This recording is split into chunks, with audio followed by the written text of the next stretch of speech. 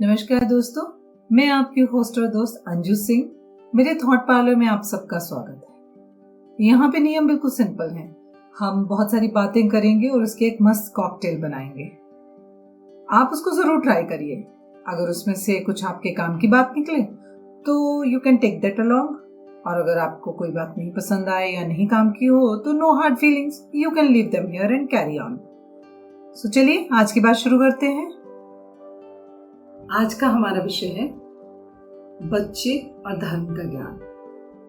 तो मुझे बहुत सारे पेरेंट्स बोलते हैं कि आजकल के बच्चों को धर्म का ज्ञान बहुत कम है।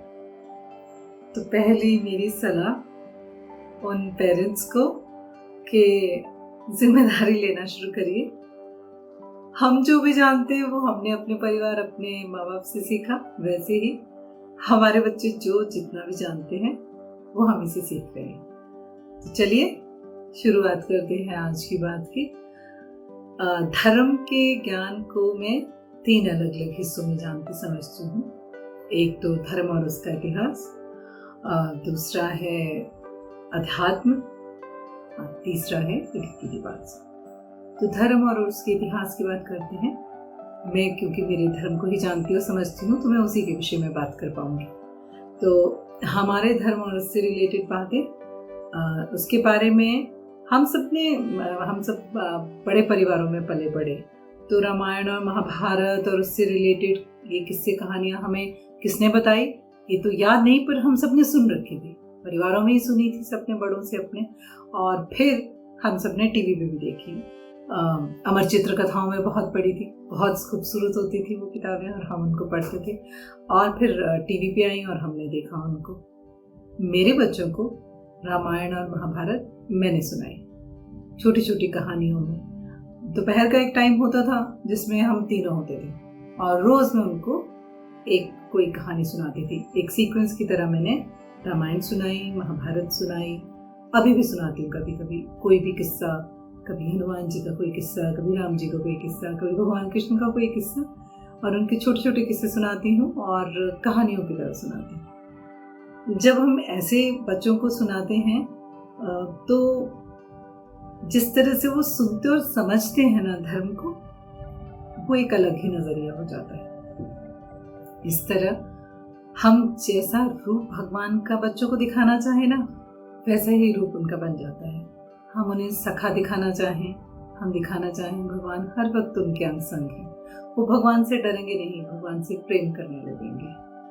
तो इस तरह से अगर आप अपने धर्म को उनसे इंट्रोड्यूस करेंगे तो अलग ही रिश्ता बनेगा उनका अपने धर्म से। कुछ लोगों को लगता है कि धर्म के बारे में ज़रूरी है क्या बताना। मुझे ऐसा लगता है हमारा धर्म हमारी जड़ों की तरह है। अगर हम जड़ें नहीं होंगी तो हम त्रिशंकु की तरह कहीं आसमान में लटका हुआ महसूस करेंगे।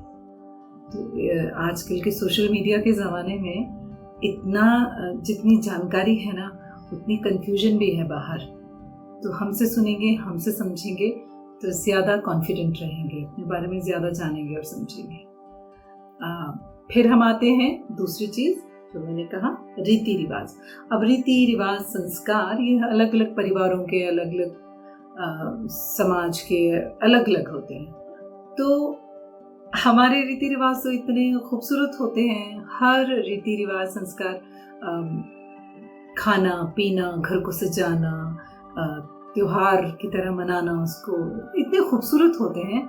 इनको सिखाना तो बहुत आसान है और ये इस पे डिपेंड करता है कि आप उसको कितनी खुशी से मनाते हैं। जितनी खुशी से आप उनको मनाएंगे, बच्चे उसको देखेंगे, सीखेंगे और समझ जाएंगे। हमारे ज़्यादातर रीति रिवाजों में बहुत अच्छा अच्छा खाना बनता है, घर को सजाया जाता है, खुद बहुत हम अच्छे से तैयार होते हैं। तो ये देख देख के बच्चे खुद ही सीख जाते हैं। जितने भी हमारे शादी से जुड़े हुए संस्कार होते हैं वो इतने खूबसूरत होते हैं, और सिर्फ खूबसूरत ही नहीं होते, उन सब का बहुत ही गहरा लॉजिक भी होता है। प्रॉब्लम ये हो गई है कि हम शायद ऊपरी आवरण में ही फंसे हुए रह गए हैं। उससे जुड़ा हुआ जो लॉजिक है वो शायद रास्ते में कहीं भूल गए हैं। अगर हम सच में चाहते हैं कि हमारे बच्चे इनसे जुड़े रहें, थोड़ा सा उनका लॉजिक भी सीख लीजिए। नहीं पता है तो कोई बात नहीं, हमारे घर के बड़े हैं ना, उनसे बात करिए, पंडितों से बात करिए, पूछिए कि ये रिवाज, ये संस्कार कैसे बना, क्यों बना। वो आपको बताएंगे। और मैं आजकल हमने क्या पंडितों के पास जाना बिल्कुल बंद कर दिया है। हमें ऐसा लगता है कि गूगल बाबा के पास इस हर सवाल का जवाब है। ऐसा नहीं है। हमारे इस तरह के सारे सवालों के बहुत लॉजिकल जवाब हमारे पंडितों के पास, हमारे घर के बड़ों के पास हैं। हमने उन्हें पूछना ही बंद कर दिया है। मुझे बहुत अच्छा लगता है, जैसे हमारी बिल्डिंग में जब गणपति जी आते हैं और उनके लिए 56 भोग लगा, तो मैंने एक दिन सारी बिल्डिंग के बच्चे इकट्ठे हुए थे। मैंने उनसे पूछा कि किसी को पता है कि 56 भोग क्यों लगाए जाते हैं? नहीं पता था। तो मैंने उन्हें बताया कि पहली बार 56 भोग क्यों लगाए गए, कैसे लगाए गए। तो उससे रिलेटेड जब स्टोरी सुनाई मैंने कृष्ण जी के 56 भोग की, सबको इतना अच्छा लगा। और एक जुड़ाव जो धर्म से बच्चों का फिर होता है वो अलग ही लेवल पे होता है। तो कोई बात नहीं, अगर हमें आज नहीं पता तो इस जानकारी को जुटाइए, जो हमें नहीं पता वो पता कीजिए और फिर अपने बच्चों को बताइए। तो आप देखेंगे कि अलग ही तरह का जुड़ाव उनका हो जाएगा अपने धर्म से। तो ये तो हो गए रीति रिवाज और संस्कार। और इसके बाद आता है अध्यात्म। अब ये जो अध्यात्म है, मेरा बहुत ज़्यादा मानना है कि मैं बार बार ये कहती हूँ, हर एक आत्मा की एक अलग जर्नी है, एक अलग लेवल पे हर एक आत्मा चल रही है। फिर भी इससे जोड़ना, शुरुआत करना, इसके बीज को अपने बच्चे के मन में अंकुरित करना, ये माँ बाप का काम है। मैंने बचपन से ही घर में सुबह शाम दोनों टाइम जोत जलती देखी। बचपन से ही हमारे घर में आरती होती थी। कभी कोई कंपल्शन नहीं थी कि आके आरती में खड़े होना है और आरती गानी है, पर हमने देखी और हमेशा करते थे। अभी भी कभी कंपल्शन नहीं है कि करना है, अपने मन से करते हैं और वो होती चली जाती हैं चीज़ें। एक बीज मन में आता है और जब समय आता है तब आप अपने आप चीज़ें करने लग जाते हो, और जो नहीं समझ में आता वो नहीं करते हो। मम्मी और चाची, क्योंकि हम बड़े परिवार में पले हैं, तो घर में मम्मी चाची हर व्रत त्योहार करती थी और कथा मुझे पढ़ने के लिए बोलती थी। उन्होंने न कभी कहा कि तुम्हें ये व्रत त्योहार करने हैं। मेरी मर्जी थी मुझे करने या नहीं, पर मुझे हर एक व्रत त्योहार की कथा पता है। तो ये चीज़ें हमारे साथ अपने आप आती हैं। अध्यात्म भी बच्चा अपनी जर्नी पे खुद जाएगा, पर उसके बीज आपको बोने हैं। सिंपल योग प्राणायाम, उन्हें बेसिक चीज़ें सिखा दीजिए। आगे उनको कितना उसको करना है वो उनको देखना है। श्वास को अंदर लेना, श्वास को बाहर ले जाना, इनहेल एक्सहेल, ये बेसिक चीज़ें उनको इससे इंट्रोड्यूस कर दीजिए। आगे उनको कितना प्रैक्टिस करना है, ये धीरे धीरे they learn on their own. धर्म बहुत ही इलैबोरेट विषय है। हम सब कुछ कितना सिखा पाएंगे ये इस पे भी डिपेंड करता है कि हम खुद कितना जानते हैं और कितना बच्चे को इंट्रीग कर पाते हैं। पर शुरुआत तो करिए। मैंने कहा ना, बीज तो बोइए, एक बार बहुत कुछ होने लगेगा अपने आप ही। आजकल ऑनलाइन क्लासेस हैं। आजकल मैं खुद भगवत गीता की ऑनलाइन क्लासेस में सीख रही हूँ कि भगवत गीता का संस्कृत पाठ करना है। और कुछ छोटी छोटी चीज़ें जो टिप्स मैं आपको आज दे रही हूँ, जो आप अपने बच्चों के साथ शुरू कर सकते हैं, जो मैं मेरे बच्चों के साथ में करती रही हूँ। मैं सुबह उनको जब स्कूल के लिए जगाती थी, नींद में वो उठते थे और बिस्तर के कोने पे उठ के जैसे बैठते थे, मैं बोलती थी बस अपने हाथों की तरफ देखो, और नींद में ही उठ के जैसे बैठे होते थे और मैं ही मंत्र बोलती थी। मैं बोलती थी बस हाथों में देखते रहो, और मैं सुबह का मंत्र बोलती थी, कराग्रे वस्ते लक्ष्मी कर मध्य सरस्वती कर मूल स्थित ब्रह्मा। खुद से बोलती थी प्रभाते कर दर्शनम, और वो दिखते थे और मैं बोलती थी। अब वो आगे करें ना करें, जब भी उनका मन करे करें, ये उनकी मर्जी है। मैंने बीज बो दिया है। मैं जोत जलाती हूँ तो जो भी मैं मंत्र बोलती हूँ मैं जोर से हमेशा बोलती थी। मैंने बहुत सारे लोगों को देखा है, पूजा करेंगे मंत्र करेंगे बुदबुदाते हैं धीरे धीरे। नहीं, मंत्र एक एनर्जी है। जोर से मंत्र बोलिए। आपकी घर की वातावरण में वो एनर्जी फैलनी चाहिए। जो भी घर में उनको वो सुनाई देनी चाहिए। जैसे हम घर में रेडियो म्यूजिक जोर से बजाते हैं, वैसे ही मंत्र भी घर में जोर से बोलिए। आपके बच्चों के कानों में जाने चाहिए। कुछ बेसिक मंत्र अपने बच्चों को प्यार से साथ में बिठा के सिखाइए। गायत्री मंत्र, महामृत्युंजय मंत्र, ओम, बेसिक ओम, ये 2-3 चीजें अगर आप बोलते हैं तो हनुमान चालीसा, कुछ भी जो भी आपको इजी लगता है और आप रेगुलर करते हैं उतना ज़रूर सिखाइए। घर से निकलते वक्त मैं जब भी कहीं यात्रा पे निकलती हूँ, गाड़ी में बैठती हूँ, मेरे बच्चों को भी पता है मैं फिर एक रिचुअल है भगवान का नाम लेना और बोलना कि हम ठीक से जा रहे हैं। कुछ मैं 1-2 मंत्र बोलती हूँ, चीज़ें बोलती हूँ और कि भगवान हम जा रहे हैं, आपकी कृपा बनी रहे, हम ठीक ठाक वापस आएँ। ये मैं बोलती हूँ। घर से निकलने से पहले बच्चों को कहती हूँ कि भगवान जी के आगे माथा टेको, बोलिए कि जिस भी काम से हम जा रहे हैं वो शुभ हो और ठीक से आए। ये चीज़ें आप बोल देते हैं, बच्चे करने लग जाते हैं। आगे वो ज़िंदगी में अपने आप जब भी उनको अपने डिसीजन लेने होंगे, अपनी मर्जी से करने होंगे, अपने आप होते चले जाएंगे। आपको सिर्फ उनके अंदर ये सिंपल बीज बोना है।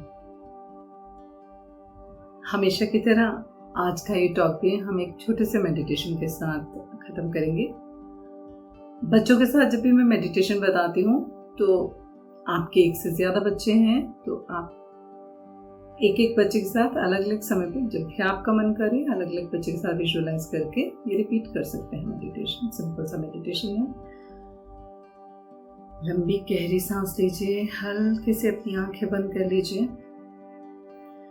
अपनी हथेलियों को आसमान की ओर रख के अपने हाथों को अपने घुटनों के ऊपर रख दीजिए। अपनी स्पाइन को एकदम सीधा रखें। हर अंदर जाते हुए सांस शांति का एहसास करा रही है, हर बाहर जाते हुए सांस सारी थकान बाहर लेके जा रही है।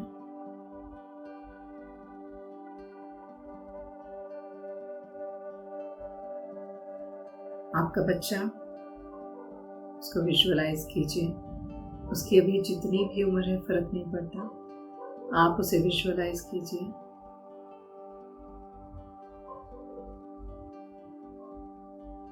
छोटी उम्र में छोटा सा बच्चा है, आपके सामने खड़ा है।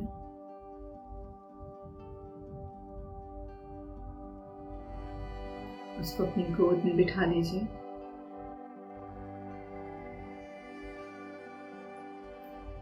उसकी पीठ आपकी ओर और उसकी दोनों हथेलियां आपकी दोनों हथेलियों के ऊपर।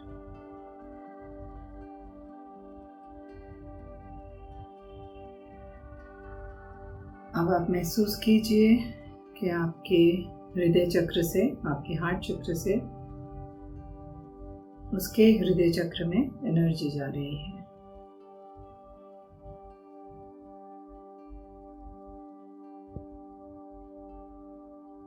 और लंबी गहरी सांस लेते हुए 3 बार आप ओम का उच्चारण करेंगे। पहले सांस अंदर खींचेंगे,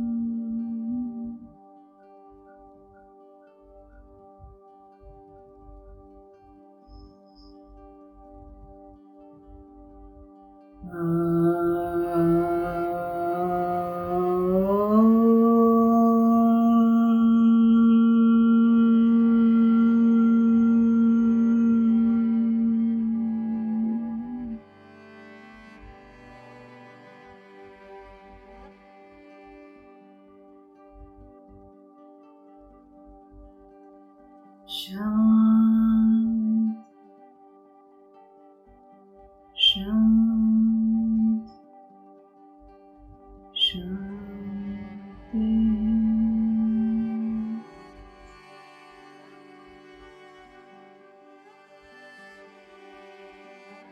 जब भी आपको लगे आप जो भी कन्वे करना चाहते थे अपने बच्चे को वो आपने कर लिया है, तो अपनी दोनों हथेलियों को आपस में मलिए। अपनी हथेलियों से अपनी आंखों को ढके, मुस्कुराते हुए अपनी हथेलियों में अपनी आंखों को खोलिए। परमपिता परमात्मा से मेरी यही प्रार्थना है कि आपके बच्चों को हमेशा धर्म के मार्ग पे अग्रसर रखें। धन्यवाद। Thanks for listening. I hope it adds value. अब हम मिलेंगे अपने अगले एपिसोड में। तब तक आप अपने सवाल और फीडबैक मुझे भेजते रहें। धन्यवाद।